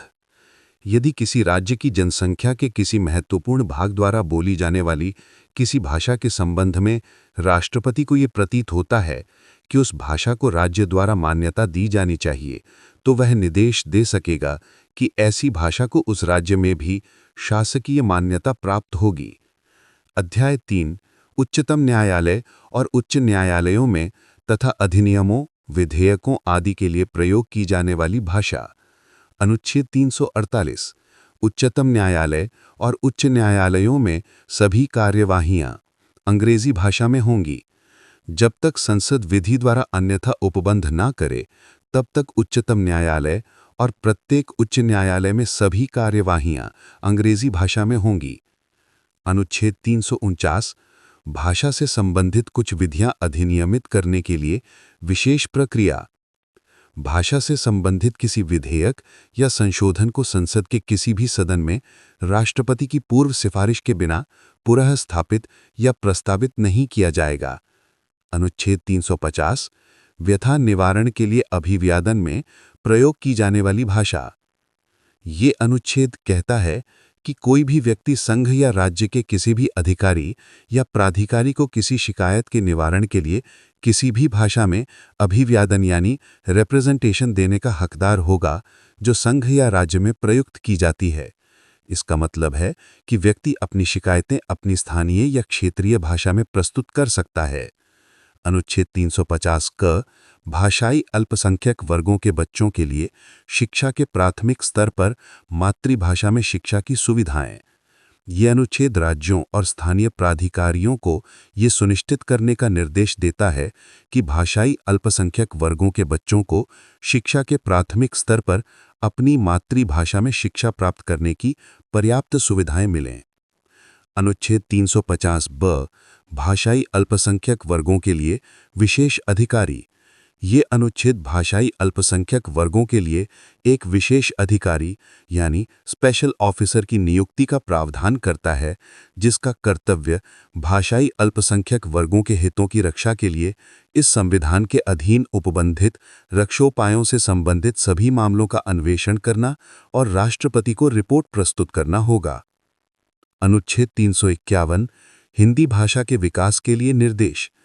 ये अनुच्छेद संघ सरकार को हिंदी भाषा के प्रसार और विकास के लिए निर्देश देता है ताकि ये भारत की सामाजिक संस्कृति के सभी तत्वों की अभिव्यक्ति का माध्यम बन सके।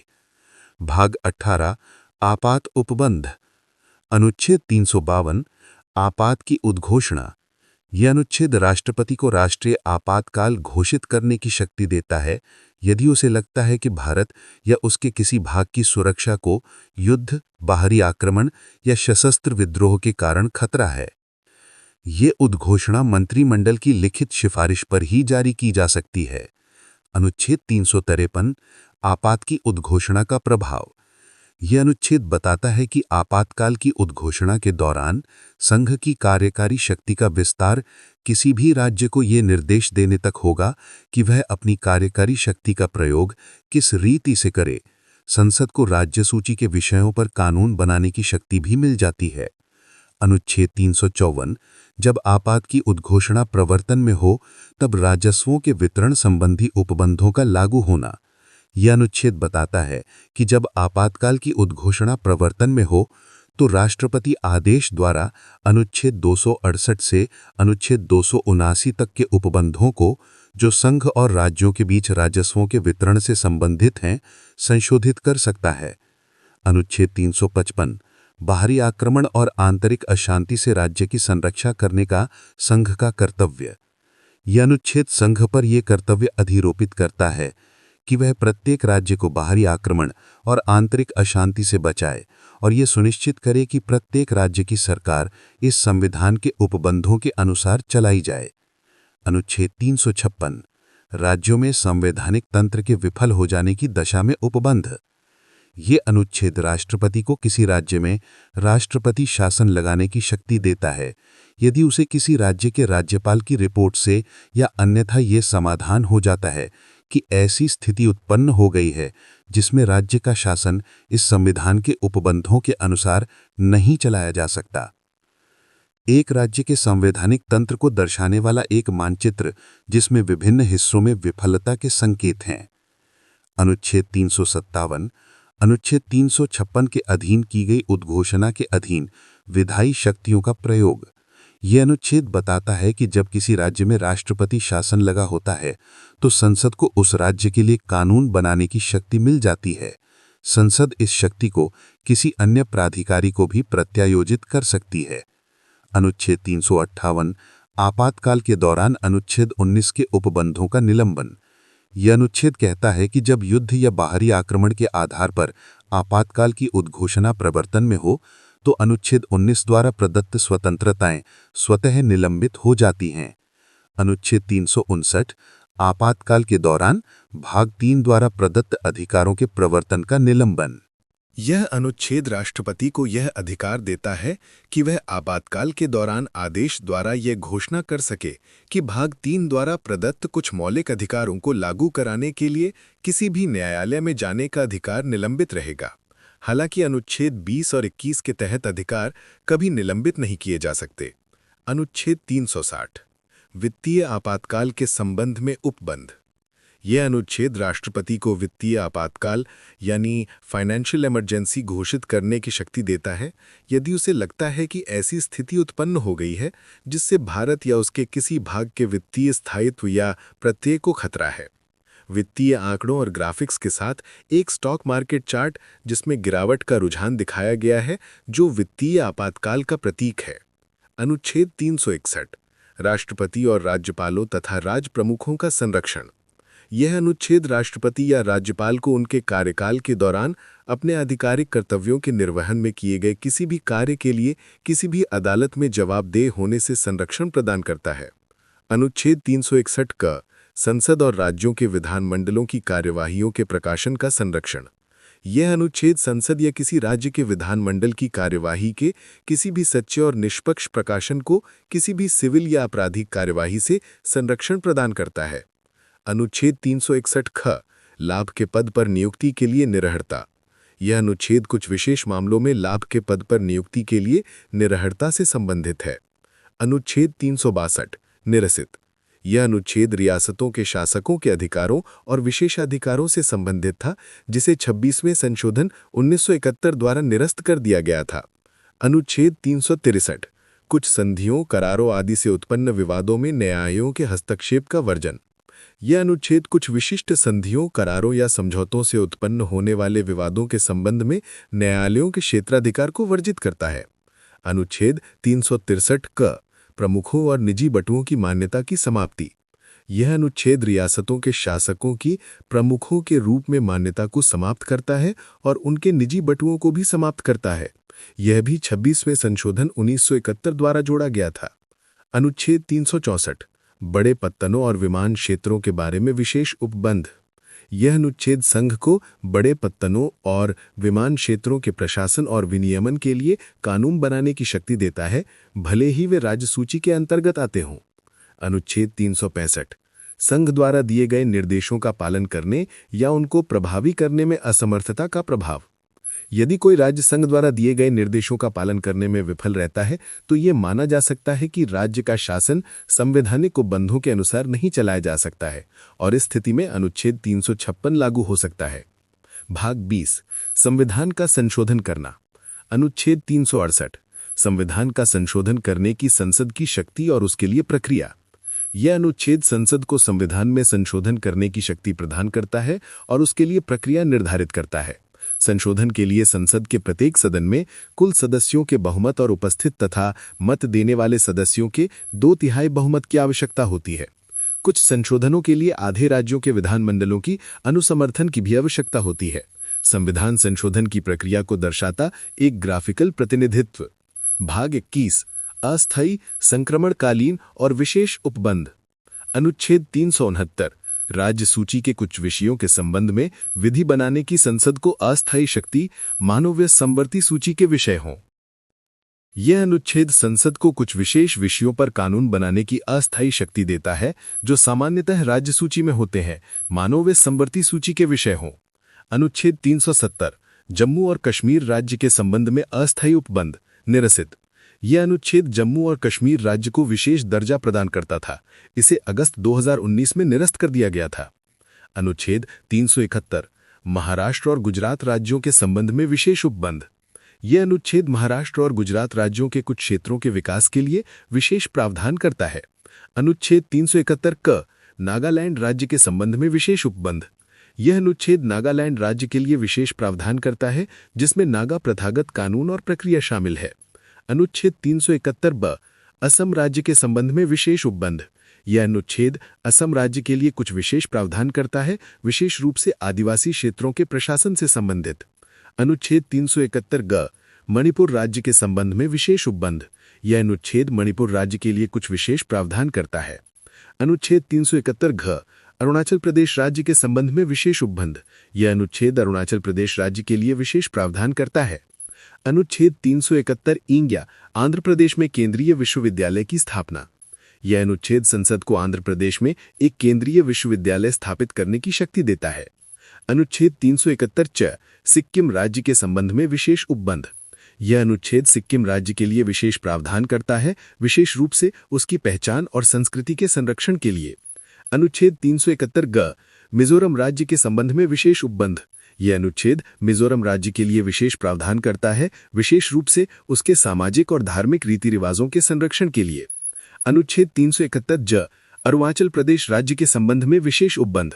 यह अनुच्छेद अरुणाचल प्रदेश राज्य के लिए विशेष प्रावधान करता है। अनुच्छेद 371 झ गोवा राज्य के संबंध में विशेष उपबंध। यह अनुच्छेद गोवा राज्य के लिए कुछ विशेष प्रावधान करता है, विशेष रूप से पिछड़े इलाकों के विकास के लिए। अनुच्छेद 371 त्य कर्नाटक राज्य के संबंध में विशेष प्रावधान। यह अनुच्छेद कर्नाटक राज्य के लिए कुछ विशेष प्रावधान करता है, विशेष रूप से पिछड़े इलाकों के विकास के लिए। अनुच्छेद 372 विद्यमान विधियों का प्रवृत्त बने रहना और उनका अनुकूलन। यह अनुच्छेद संविधान के लागू होने के समय मौजूद कानूनों को तब तक जारी रखने की अनुमति देता है जब तक कि उन्हें निरसित या संशोधित नहीं किया जाता। अनुच्छेद 372 क विधियों को अनुकूलित करने की राष्ट्रपति की शक्ति। यह अनुच्छेद राष्ट्रपति को यह शक्ति देता है कि वह संविधान के लागू होने के बाद विद्यमान कानूनों को संविधान के अनुरूप बनाने के लिए आदेश जारी कर सके। अनुच्छेद 373 निवारक निधोध के संबंध में आदेश करने की राष्ट्रपति की शक्ति। यह अनुच्छेद निवारक निधोध के संबंध में राष्ट्रपति की शक्ति से संबंधित है, जिससे वह कुछ व्यक्तियों को एक निश्चित अवधि के लिए बिना मुकदमे की हिरासत में रख सकता है। अनुच्छेद 374 फेडरल न्यायालय के न्यायाधीशों और फेडरल न्यायालय में या सपरिषद हिज मैजेस्टी के समक्ष लंबित कार्यवाहियों के बारे में उपबंध। यह अनुच्छेद फेडरल न्यायालय के न्यायाधीशों और लंबित मामलों से संबंधित संक्रमणकालीन प्रावधान करता है। अनुच्छेद 375 संविधान के उपबंधों के समक्ष रहते हुए न्यायालयों, प्राधिकारियों और अधिकारियों का कृत्य करते रहना। यह अनुच्छेद कहता है कि संविधान के प्रारंभ से पहले स्थापित सभी न्यायालय, प्राधिकारी और अधिकारी अपने अपने कार्य करते रहेंगे। अनुच्छेद 376 उच्च न्यायालयों के न्यायाधीशों के बारे में उपबंध। यह अनुच्छेद संविधान के प्रारंभ से पहले उच्च न्यायालयों के न्यायाधीशों की सेवा शर्तों से संबंधित संक्रमणकालीन प्रावधान करता है। अनुच्छेद 377 भारत के नियंत्रक महालेखा परीक्षक के बारे में उपबंध। यह अनुच्छेद संविधान के प्रारंभ से पहले भारत के नियंत्रक महालेखा परीक्षक के संबंध में संक्रमणकालीन प्रावधान करता है। अनुच्छेद 378 लोक सेवा आयोगों के बारे में उपबंध। यह अनुच्छेद लोक सेवा आयोगों से संबंधित संक्रमणकालीन प्रावधान करता है। अनुच्छेद 378 क आंध्र प्रदेश विधानसभा की अवधि के बारे में विशेष प्रावधान। यह अनुच्छेद आंध्र प्रदेश विधानसभा की अवधि के संबंध में विशेष प्रावधान करता है। अनुच्छेद 319 से 391 निरसित। ये अनुच्छेद संविधान के प्रारंभ से संबंधित संक्रमणकालीन प्रावधान थे और बाद में निरस्त कर दिए गए। अनुच्छेद 392 कठिनाइयों को दूर करने की राष्ट्रपति की शक्ति।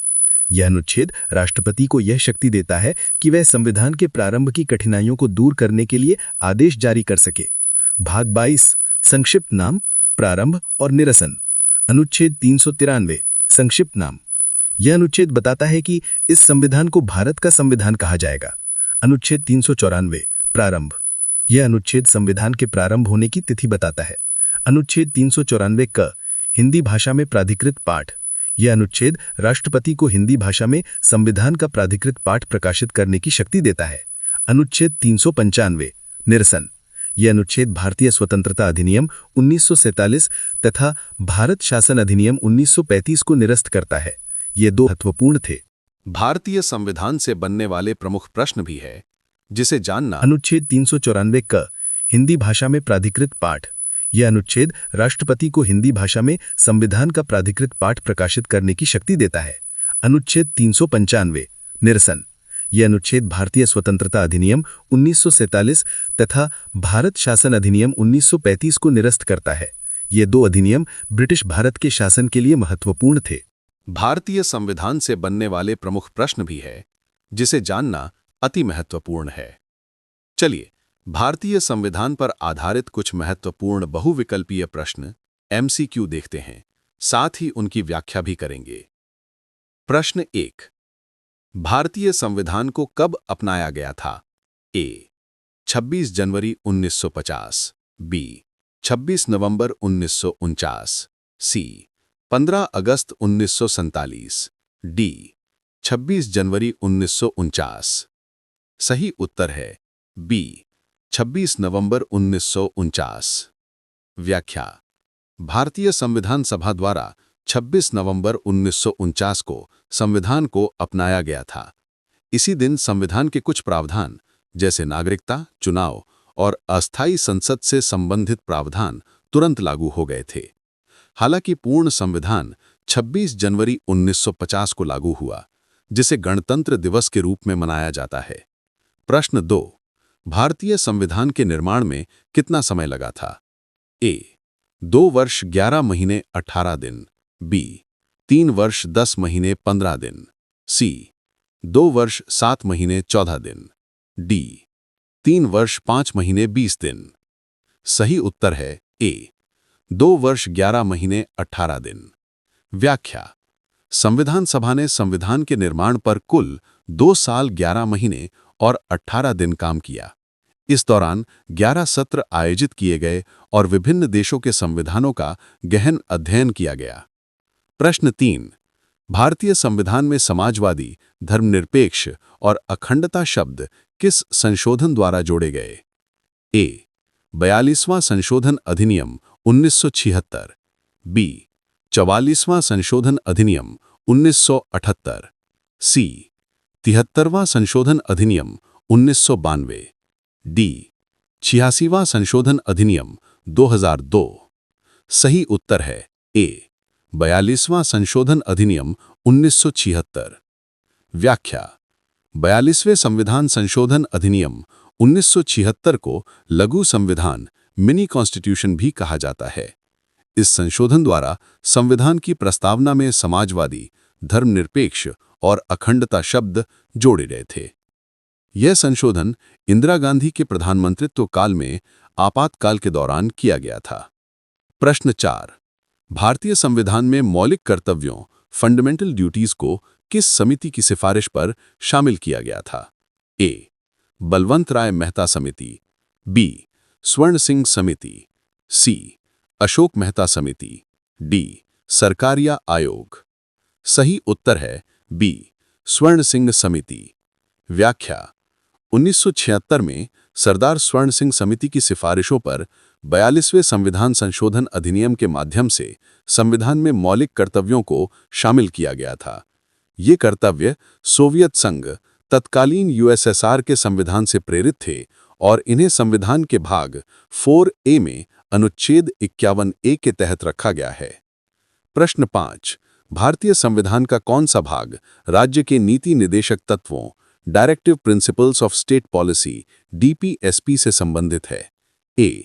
भाग 1, बी. भाग 2, सी. भाग 3, डी. भाग 5। सही उत्तर है सी. भाग 3। व्याख्या: भारतीय संविधान का भाग 4 अनुच्छेद 36 से 51 राज्य के नीति निर्देशक तत्वों से संबंधित है। ये तत्व सरकार के लिए दिशा निर्देश हैं जिनका उद्देश्य सामाजिक और आर्थिक लोकतंत्र की स्थापना करना है।